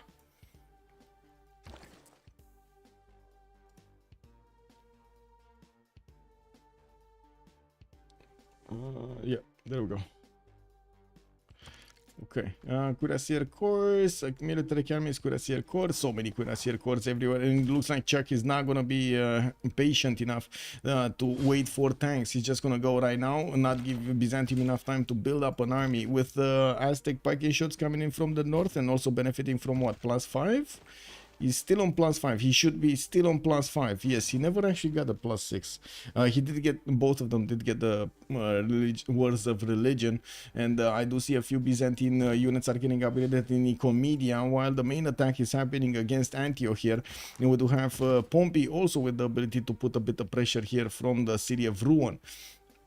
We would need to see the field cannons move on closer, and yes, the first one is going to get to shoot down that knight, which I'm pretty sure it's going to go down, and the cuirassier is just going to punch through.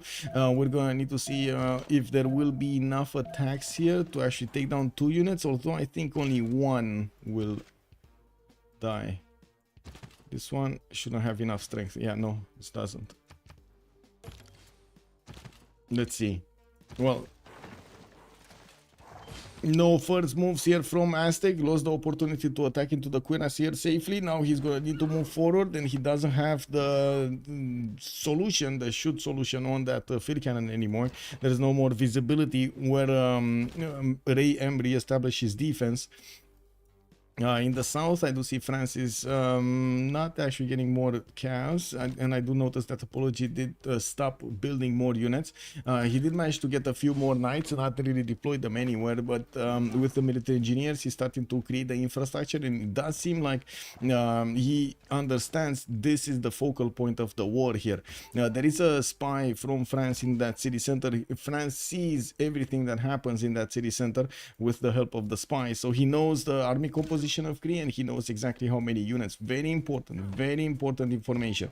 Also trying to steal over here the gold of Apology, which is going down by the turn.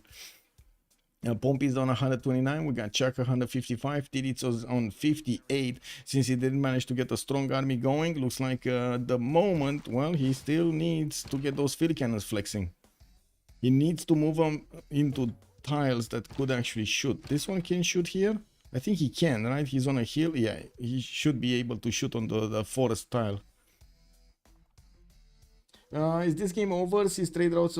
I know trade routes do make a lot of difference. We don't know yet if the game is over because, well, the players did not concede this. It does feel to us that if DLV, or at least to me, I don't know if the feeling is shared with the stream, but right now if DLV does seem like they're quite ahead of their opponents. We do have Apology managing to get more production than any of the FDLV members. Titiits is the closest one to him, and there's like a few points. He just lost the first place. He was like 480, now dropped to 464. Titiits is 478 right now.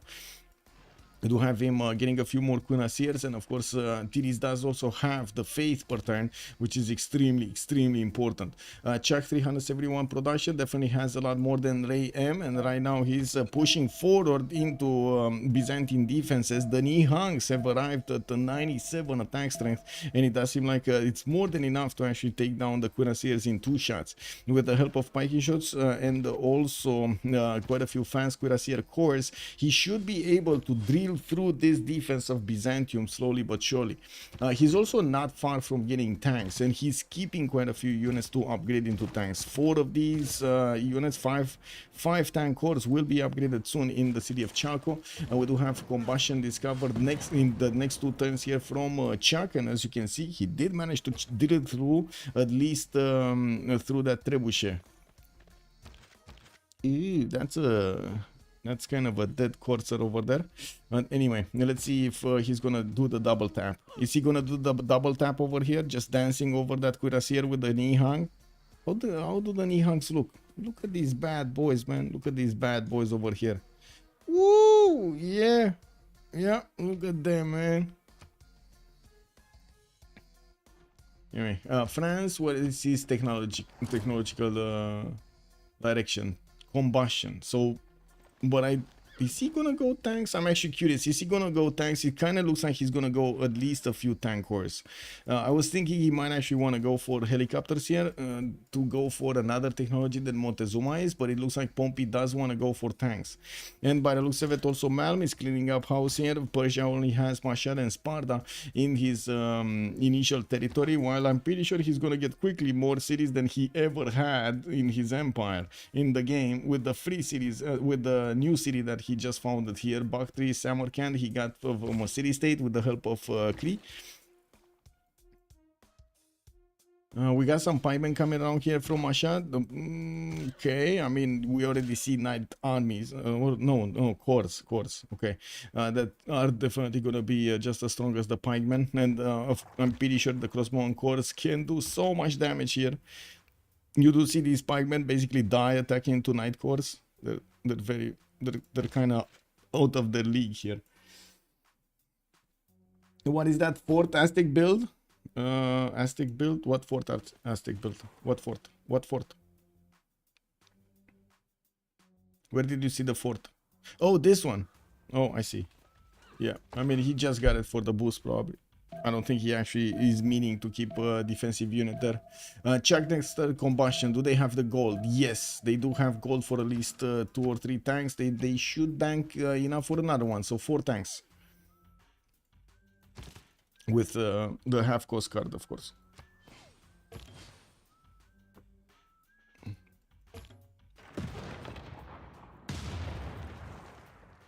Oh, you say instead of a tunnel? I mean, he has more military engineers. He could drill a tunnel through anyway, right? And I think okay, there we go. That's the tunnel. You think that was a misclick? You think that was a misclick from the military engineer? Okay, come on, let's get the tanks going. Let's get the tanks going. Come on, Chuck, you gotta click buttons. You gotta click the buttons. What do we have here? It looks like Georgia is pushing through the defenses that Hungary put up to help defend Venice. I don't see the Hungarian troops managing to punch through the defenses of Bihvinta, the city of Georgia on the west side of Venice, while I do notice Titiits is managing to get these field cannon corps to help him punch through. This is quite a problem. This is a significant problem for Hungary. Now, Hungary does have 364 production, but not coming even close to the production numbers of Titiits, and with new military academies coming in droves over here, industrialized basically from Georgia. I'm pretty sure the production is just gonna go higher. We do have some cuirassiers, basically, like, look at that, he's like 2 turning normal cuirassiers, 1 turning normal cuirassiers, 5 turning a normal cuirassier. Well, I'm pretty sure Georgia could 2-turn cav corps or cuirassier corps here in some of his cities, especially these ones that look at this beautiful setup with industrial zones. A +7, we got a +8, and then we got another +9 over there industrial zone. Beautiful. Wait, he doesn't have the double card? Wow. Wait a second, Titiits? He doesn't have the double card. He wants the trench warfare. He wants the... how to say, the bombards to help him drill through Venice's defenses. The field cannons are just not good enough to attack into high strength cities. You do need bombards, you need artilleries to deal with that. And let's see the tanks. Tanks getting upgraded right now. All of the gold has been given to Chuck. He did manage to get 1, 2, 3, 4, 5, 6 cores upgraded with another 2 normal ones. Woo, that's a big one. And he's about to one-shot one of the cuirassiers. Look at that. How close he is. 109 against the cuirassiers, 81 on the defense. Now, we do have... Chuck's units also trying to punch through the west side here. It looks like at least one of the pike shots did get taken down. Chuck needed to retreat most of his tanks so he could actually get to upgrade them. And I do have to say, Raym is barely getting steel. Barely getting, and he did not get refining. He doesn't have oil discovered. That is big. That is very big. Not getting 2 tanks in good enough time. No, the field cannon. Chuck lost the field cannon. That is a problem. Did he manage to make a road here? No. But anyway, he got through, and it does seem like we're gonna see a lot of units from Byzantium being taken out quickly. We do have Chuck's units, tank corps getting into position to punch through the defenses. Yes, steel walls will go up. I'm pretty sure Chuck is gonna start getting artilleries. There we go. We see them in the production queues, and we'll follow up this initial attack with artilleries right after them. So he deals with the units first, and then brings the artilleries to deal with the cities. Now we do have also France not that far away from getting his own tanks out. We do need to see where he is. Well, he does have Guard Imperials, but well, yeah, doesn't really have where to use them. I do see he does manage to get one single tank upgraded here and could get another tank core here. Doesn't seem like it's needed anywhere, right? Unless he actually wants to go against Cree and put those units in the south. Woo! We got it! GG! Freritos de la Vega getting their second game. One in this CPL Premier. DSharks did try. They did try. At the beginning, our heart sank. Malm was under attack, under fire, lost a city. Floppy was just getting everywhere into his borders over there with those immortals and shooting down the arrows, shooting down the units of Zulu. But Zulu stood his ground. He said, "No more. This is it." Draw a line over there next to the river and said, "Go back, you foul beast, let my cities be." But then, on the western side, in the void of that nothingness over here, the great empire of Titiits developed. And it kept on going. Got the Colosseum, made his people happy, got museums over here, got onto the coast, got some boats, and built a lot of wonders. And now, he was just stomping through his neighbor, Hungary. Oh well, GG, well played. We don't need to wait for the post-game chat, and let me actually switch my sound settings so I can actually hear something from the post-game chat. Okay. Beep, boop.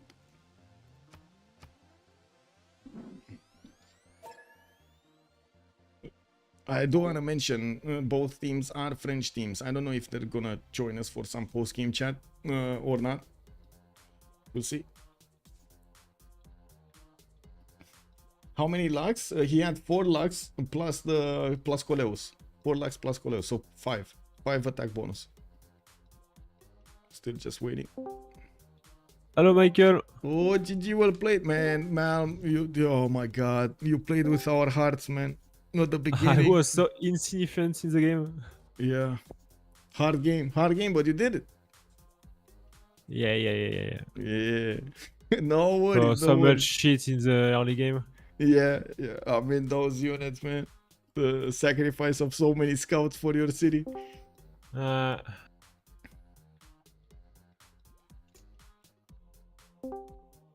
GG. GG.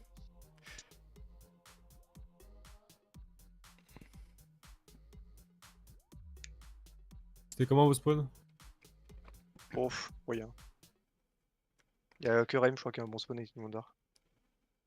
Il y a quoi, Raym Commander? Il avait un hooligan. Il était pas ouf, quoi. Il avait un hooligan. Avec des 2-1. Un 4.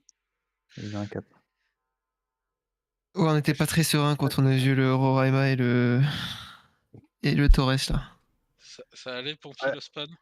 Ouais, mon Torres, il avait été efficient que très tard. Hein. Oh, le Torres, c'était Ouais. incroyable par contre. Hein. Bah, j'ai Il les était deux vraiment packs, j'ai beau. pas pu les acheter en early. Je les ai achetés genre. Oh. Ouais. Sache qu'il y a un petit Oh, monsieur de ton purée. équipe qui criait dans le chat parce qu'on t'achetait pas les cases. Bah oui, mais on avait besoin d'acheter des unités pour Malm. Je dis pas le contraire. Moi, je préfère ne pas acheter mes 2-5 et. Et le petit point de pop quand tu sors le colon B3 aussi, ça met bien. Oui, ça va. On l'a vu, hein. J'étais là, tu regarderas si tu veux sur le replay du stream, j'étais là, qu'est-ce qu'il mettrait bien là, Pompi? Un petit point de pop là quand tu sors le colon, et boum. Et t'as eu un bat dans une lutte aussi de T6. Ouais. Ah ouais. Pas mal. Stylé. On se disait aussi, pas eu mais ça, comment nous, ça se fait que Pompi qui arrive comme ça? Nous, on a eu Optimisticisme et 20 gold. Moi aussi, j'ai mis 6. Non, j'ai eu un scoop T2. J'ai eu un scoop Et ben T2, moi, quand même. j'ai pas eu de hutte. Les 3 8 T10, mysticisme, tir à l'arc et 20 balles. Voilà. Ah, j'ai pas eu le temps de trop explorer, j'ai rapidement rapatrié mes unités à la maison. Ah, bizarre, hein. Bizarre. Bizarre l'ambiance. Bizarre. Hein. Ça devait être chiant. Ah, les Oki, je pense que c'était le pire. Je pense que le pire du pire, en vrai, c'est Loki qui vient de piller ma mine de fer après. Là. Ah ouais. Là, elle fait mal. Hein. Je m'attendais pas à avoir un deuxième Oki qui venait encore. C'était prévu. Apo avait un grand sourire quand il nous parlait de son Oki. Ah ouais, j'ai dit, celui-là, il va prendre le fer, c'est sûr. Après, franchement, moi, j'aurais vu le gars réaménager son fer là. J'aurais vraiment eu envie de lui envoyer un Oki encore. Je comprends. Après toi, Malm, quand t'arrives sur Artisanat, t'en prod 6, donc C'est comme ça que je ça les joue. ai Hein. vus les games. Hein. Je sais pas si j'aurais dû faire ça, mais je l'ai pas fait en tout cas. Moi, je pense que c'était vraiment pas le plan. Hein. Elle est compliquée la game vachement, parce que en fait c'est pas piqué Freesim, bon j'ai en plus il perd un colon. Du coup ça ralentit et Et c'est vrai qu'il y a eu on ça. doit tous Ah, on l'a respecter pas vu, France ça. Aztec donc Ouais, il a pas mis un colon de la B5, je crois.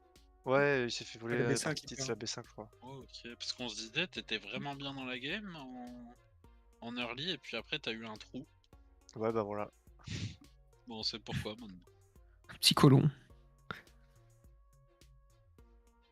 Après, bon. D'ailleurs, tu le voyais le colon, Titiits ou... Ouais, bah oui. Mais le truc, c'est que t'avais vu mon scout en plus. Moi, Donc je c'est l'ai vrai vu. qu'il était. Ouais. Non, mais c'est juste, RPG, mais il avait j'ai fait. bugué. Mais tu l'as vu 2 tours avant. En J'avais fait, juste tu le la voyais, first move et c'était bon. Comme tu me D'ailleurs, voyais, moi, je te montrais voyais, ton tu me voyais scout, pas. et puis nous, on savait où t'étais. Alors, Floppy, on se fait faire smooth sur son host. Ça, c'était marrant. Il y a eu des moments donnés où ouais, ça m'a first move. Il y a On des a moments vu donnés, ça me déjà first le moveait petit pas, scout, des moments là. donnés, ça first move. Le petit Je crois que j'ai scout en découvert early un qui est là truc, pour c'est que moi. si je cliquais vraiment vite, il y a des fois je te first move, tu vois. Genre vraiment si tu vois, je spam click avec peu Mais d'intervalle, tu vois. Ouais, c'est ça. Moi aussi, hein, je spam click comme un porc et sur certains. Enfin, ça dépendait des moves. Mais il y a. Enfin, les moves, on spam cliquait tous les deux, je pense. C'était c'était du 50-50 quoi. Tu C'était sais Evan comment quoi. spam click ou... Alors moi j'ai senti que c'était quand même toi la plupart du temps le premier move. Ouais. Mais quand j'ai commencé à devoir shift hunter, j'étais un peu content. Je pense si c'est toi qui host, Malm, ça doit être dans l'autre sens. Bah, à la fin, j'ai redonné Lost à Apo. De toute façon, là, il y a eu trop de problèmes. Je sais pas ce qui s'est passé. Mais je sais pas, j'ai l'impression que c'était toujours pareil. Ouais. J'avais les first move sur Pompi là. Bah, t'as sur notre PC, non? Non. T'as pas donné ton PC à. Un joueur CFR? Pas donné vendu? Peut-être. Ouais, voilà, parce que moi j'ai eu l'info, monsieur. À qui tu parles chez les Lookings, toi? Et en plus, Ouais, mais il a dit la note sur le plan PMU, il l'a dit à Pau. et en plus, tu m'as bien first move, Apo. Hein. J'avais pas faute. Ouais c'était très agréable d'ailleurs. Il y a 2 fois où j'avais oublié que qu'on n'était plus even, bon. Ouais la Ça cavalerie donne sur le deux campus là notamment. Ouais, par exemple. Ouais. Celle-là, je l'ai oublié. Ouais moi je vous laisse, bisous. Ouais, bah, Bonne Bisous. nuit. bien joué. Bonne soirée, and thank you so much for allowing me to Thank stream. you Michael for cast. Thank you. Podcast. Great game. GG, well played. And there we go. We heard a little bit of, I guess, the post-game chat, but we did hear it in French. There was a French caster, so they did speak in their mother tongue, of mother language over there. I do want to say thank you so much for joining us, and I do hope you enjoyed your time with me tonight. I did ask actually on the chat over here if we should play a little bit of Satisfactory. It's all good if we don't today, but I would actually like to get the series for YouTube, hopefully. Let's actually see if I'm going to get it going or not. Satisfactory 1-0. Amazing. Thank you so much for the subs. Much appreciated for the follows. And I do hope on YouTube over there you're going to leave a like for the content. And of course, leave a comment down below. We don't know exactly the program or the schedule for tomorrow or the days after tomorrow, unless we take into account the Sunday game on the weekend. But I am updating my Discord as much as I can and as quickly as I can. So we're going to need to see them appear over here. And you can easily join my Discord using !Discord on Twitch chat or taking a look at the video description of the vote down below, on YouTube down below. Again, thank you so much for the subs, much appreciated for the follows, for the bits, for the great time that we had tonight on the stream, and hope to see you next time. Bye bye.